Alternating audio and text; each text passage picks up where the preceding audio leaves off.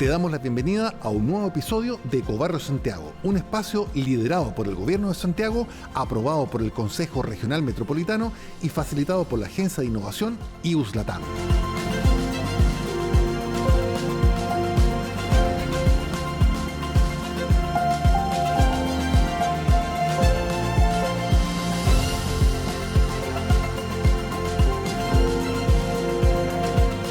Conversaremos sobre cómo el cambio climático está afectando la situación de la región metropolitana. Exploraremos los desafíos que enfrenta desde la ciudadanía y también conoceremos detalles de los planes de adaptación y mitigación de los efectos del escenario climático. Santiago vive un momento decisivo. La sequía extrema, las olas de calor y la pérdida de la biodiversidad ya no son advertencias lejanas, son realidades que tocan nuestra vida cotidiana. Sin embargo, en medio de este escenario desafiante, también surge la oportunidad histórica, la de reinventarnos como ciudad y como ciudadanía. El cambio climático nos reta a mirar más allá del miedo, a reconocer nuestra capacidad de acción y a entender que cada plaza, cada barrio y cada decisión pueden ser semilla de un futuro más justo, más verde y más resiliente. Para conversar de este tema tenemos a dos destacados profesionales que vienen de ámbitos muy distintos y que están contribuyendo con soluciones de valor. Me refiero a Natalia Garay, encargada de Acción Climática y Resiliencia del Departamento de Medio Ambiente, Biodiversidad y Acción Climática del Gobierno de Santiago, y a Gianfranco Marcone, meteorólogo y magíster de Cambio Climático. Les doy a ambos la más cordial bienvenida. Muchas gracias. Bueno, y para comenzar, siempre es interesante conocer un poquito más del background que tiene cada uno. Si bien a Gianfranco lo vemos habitualmente dándonos los anuncios de clima, pero quiero pedirle a Natalia que me pueda revelar un poquito cómo llega la conversación en la que estás trabajando hoy día ahí. Bueno, gracias por la invitación primero que nada. Mira, a grandes rasgos llega de la nada. En el año 2021 el gobierno de Santiago hace un cambio de administración, digamos, ahora tenemos un gobernador electo, en donde viene con un programa de gobierno asociado, y en este programa de gobierno una de sus acciones específicas era hacer un plan de acción regional de cambio climático.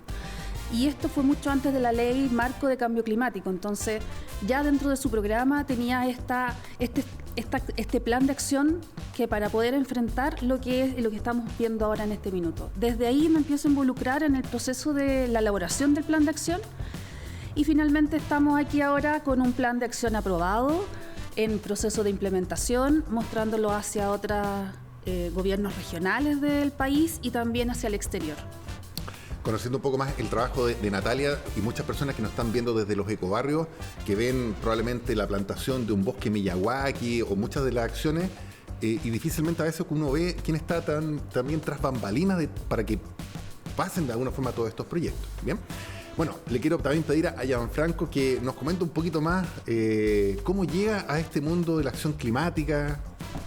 Sí, mira, bueno, ya siendo meteorólogo, antes de llegar a televisión, primero que todo, muchas gracias por la invitación, Pedro. Me tocó trabajar en una institución de educación superior, en Duoc UC, tuve 11 años yo haciendo clases ahí, y muy en relación con dos carreras que si bien no eran meteorología, yo como meteorólogo hacía clases de clima, de climatología, a la carrera de Ingeniería en Medio Ambiente y a la carrera de Ingeniería Agrícola.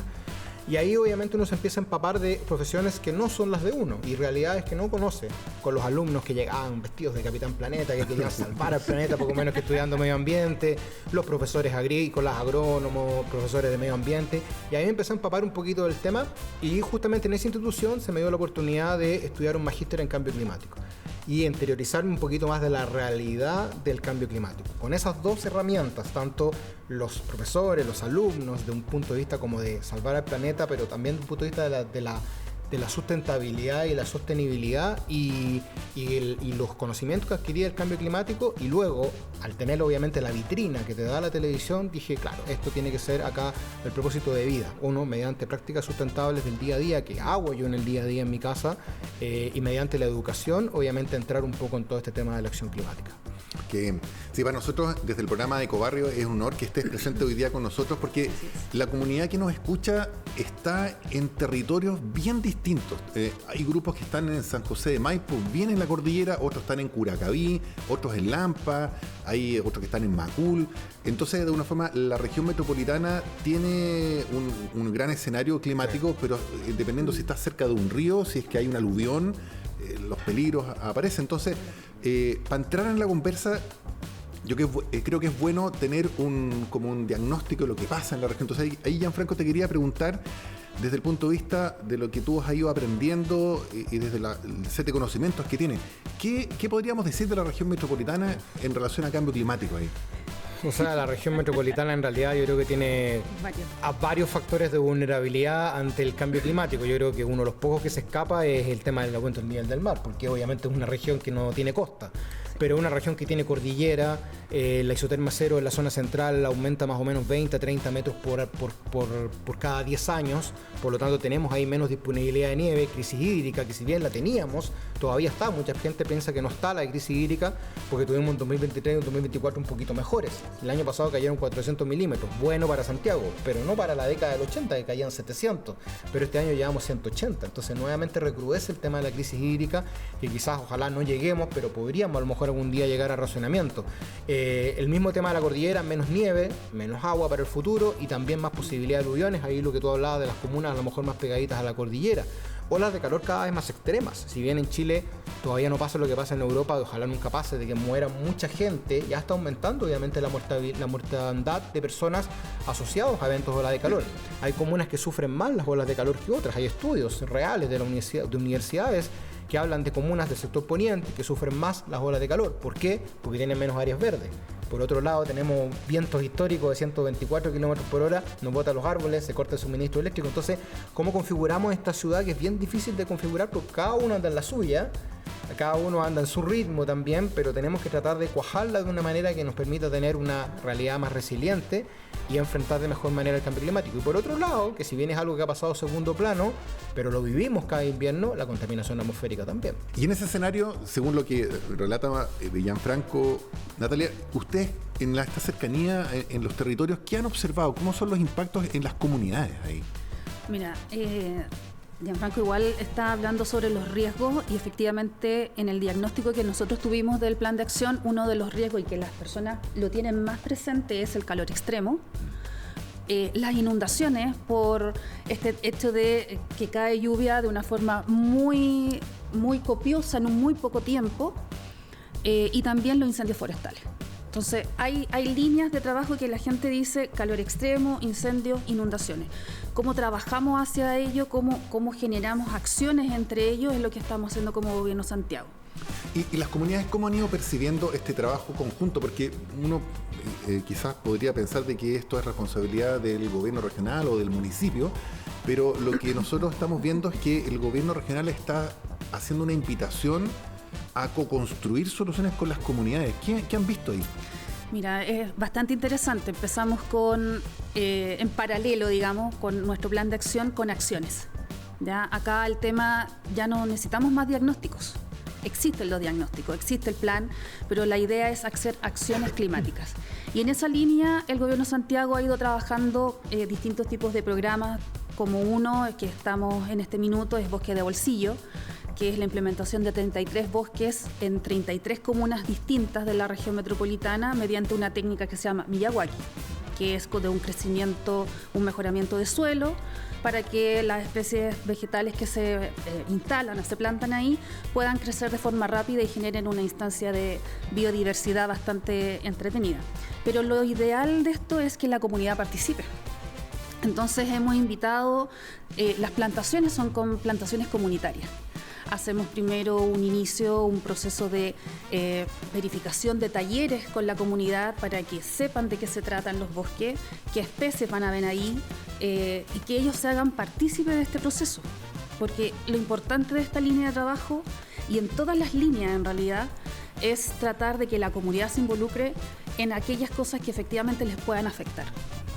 Oye, y entendiendo que la cantidad de plantaciones, tanto de reforestación como en algunos casos huertos, etcétera, en el escenario de crisis hídrica, y aquí le quería preguntar a Gianfranco, porque, claro, llueve, pero no llueve como llovía en el año 82, yo me acuerdo de esos inviernos que eran más largos, bien lluviosos, así que como que uno se preparaba para un invierno largo, pero hoy día como que el invierno es otro escenario. Otro escenario. ¿Cómo es ese escenario?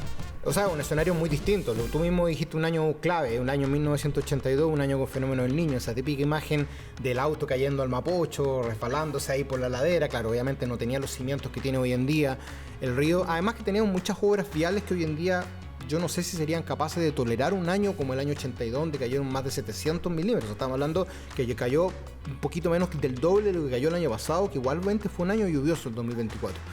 En realidad no hay como un horizonte muy a largo plazo. Sí, ¿para qué estamos con cosas? Si apenas podemos hacer un pronóstico certero a 3 meses más o menos en cuanto a la relación del niño con la niña, con cómo viene la temporada, no vamos a poder estar hablando a 10 años. Pero hay estudios obviamente de algunas universidades que hablan de que esta sequía se mantendría al menos al año 2030.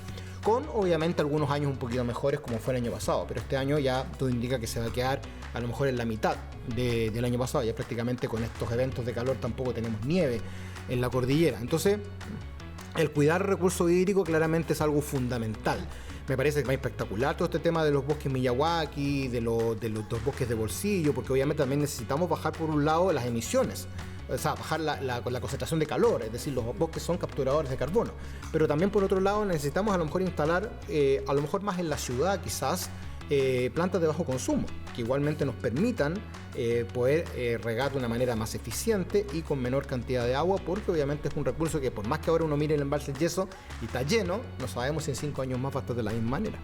Eso es bien interesante porque había como un juicio, sobre todo en el área de paisajismo en los municipios, de que una plaza bonita era con mucho césped y muchas plantas tropicales, incluso que necesitaban mucha agua. Y eso como que se ha ido derribando y empiezan a aparecer las suculentas, las cactáceas. Ya no se puede. O árboles nativos que entienden mejor cómo adaptarse. Entonces, lo que, como la indicación que nos invita Gianfranco ahí, ¿cómo ustedes también le han ido tomando en el gobierno regional para seleccionar, por ejemplo, el tipo de plantas que en los ecobarrios están empezando a aparecer y que son novedades también ahí? Mira, ahí tenemos como Gobierno Santiago varias líneas de trabajo. Hay pequeños estudios como Jardines Eficientes, un estudio de la UTEM, en donde efectivamente con plantas nativas pudieron tener un proceso de eficiencia hídrica. También tenemos otras acciones como los jardines de lluvia.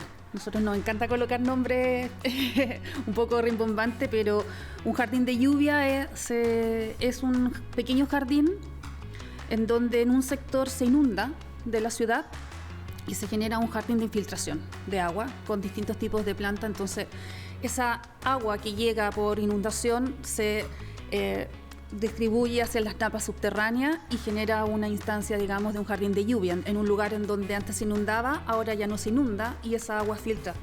Efectivamente, nosotros como ciudad tenemos mucho pavimento y lo otro que tenemos es un suelo muy compactado. Por lo tanto, tenemos que empezar a trabajar en ese proceso.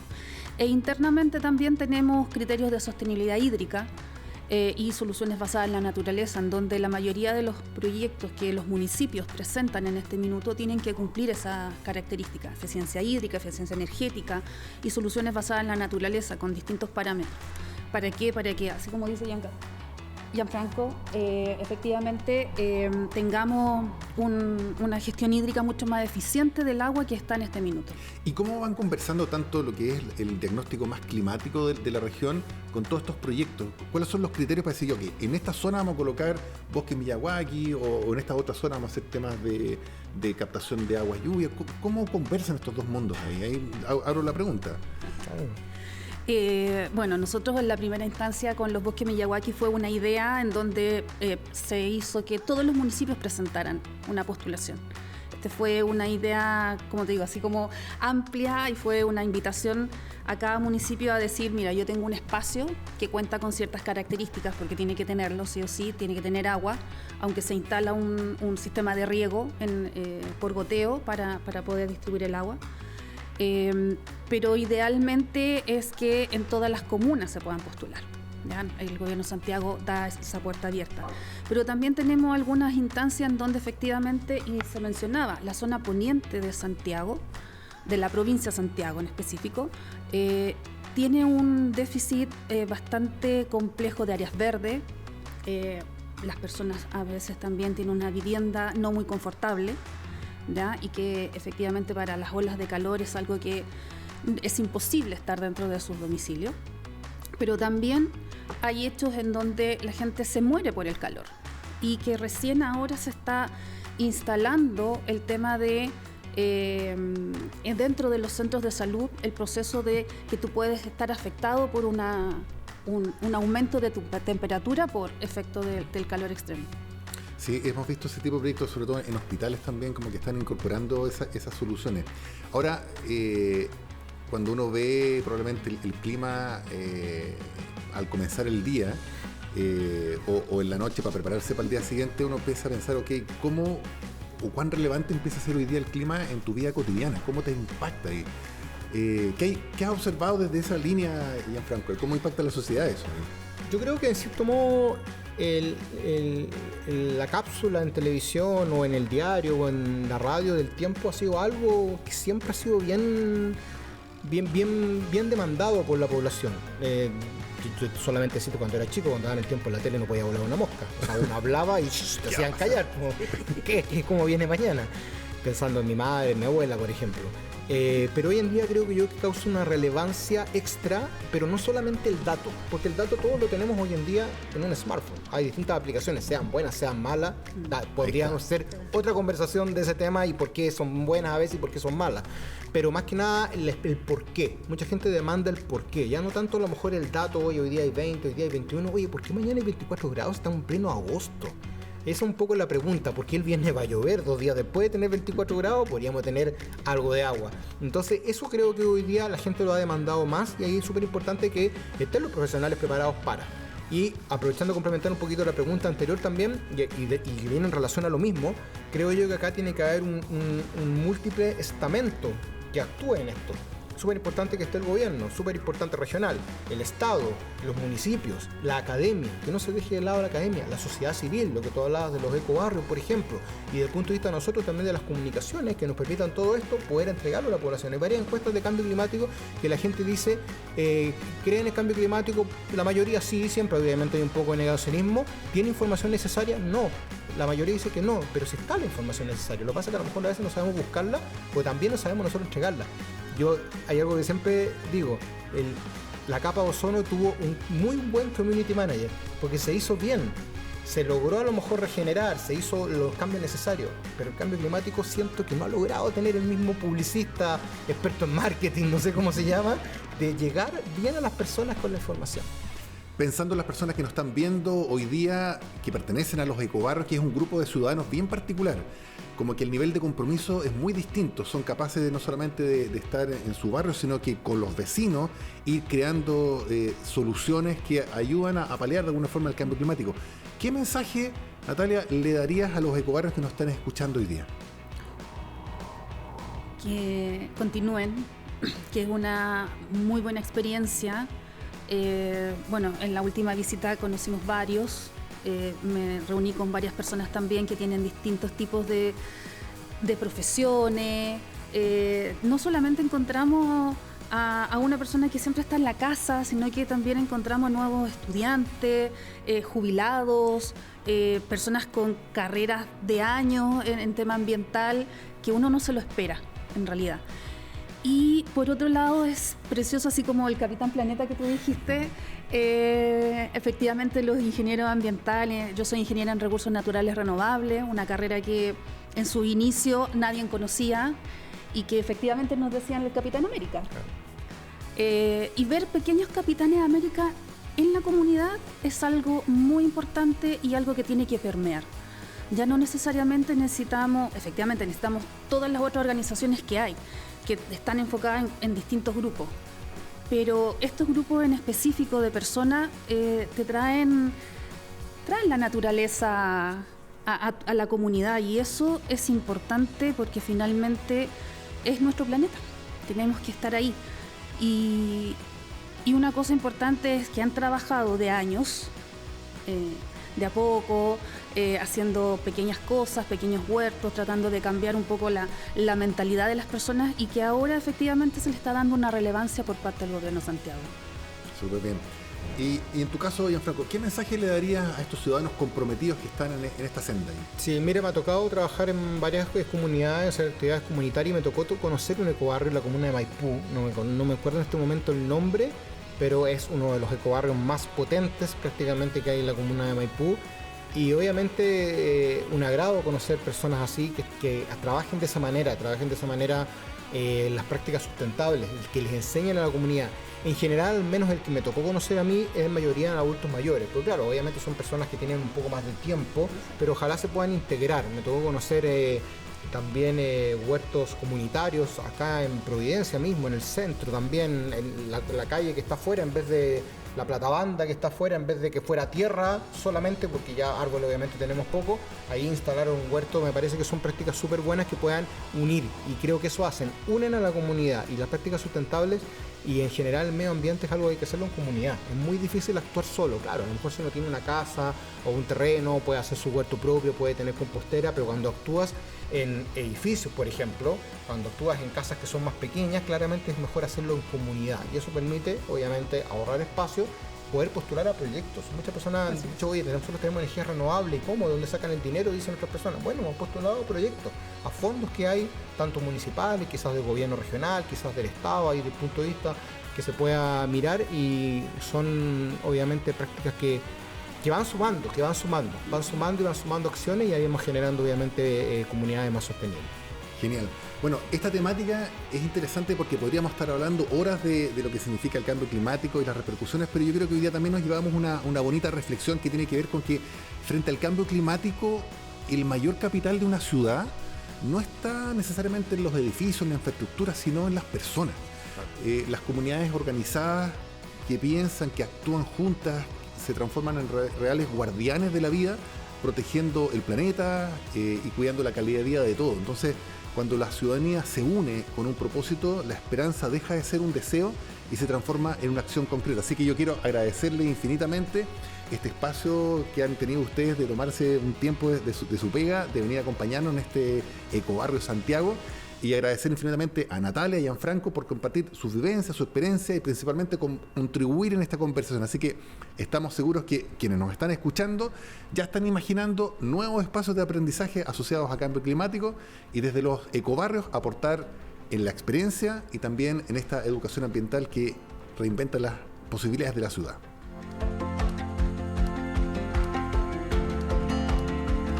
Comparte este episodio, comenta qué te inspira y cuéntanos qué acciones estás impulsando en tu comunidad. Cada gesto cuenta, cada árbol plantado, cada conversación que moviliza, cada alma que se suma, nos acerca al gran propósito: transformar nuestros barrios en verdaderos ecobarrios. Nos vemos muy pronto en un nuevo capítulo de Ecobarrio Santiago, donde seguiremos sembrando e inspirando para cultivar un mejor vivir. Un abrazo grande, hasta la próxima.